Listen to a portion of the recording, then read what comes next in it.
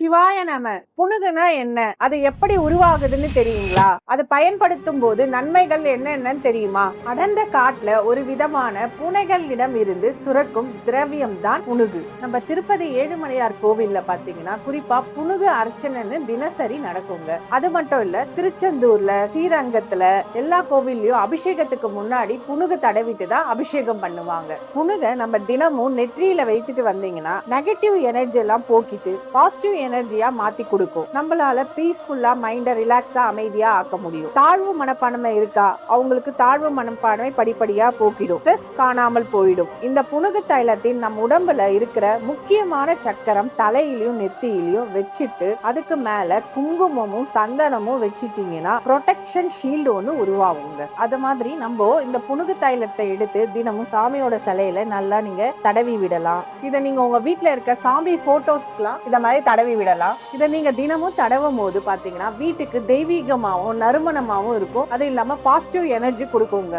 நம்ம கிட்ட இருக்கிறது பாத்தீங்கன்னா ஒரிஜினல் ஃபர்ஸ்ட் குவாலிட்டி புனுகுங்க. இது வேணும்னா ஸ்கிரீன்ல தெரியுற நம்பரை கான்டாக்ட் பண்ணி வாங்கிக்கலாம். இல்ல நம்ம ஷாப்புக்கு நேரா விசிட் பண்ணியும் வாங்கிக்கலாம். நம்ம ஷாப் எங்க இருக்குன்னு பாத்தீங்கன்னா திருவண்ணாமலை ராஜகோபுரம் நியர் ரெட்டப்பிள்ளையார் பூஜா ஸ்டோருங்க.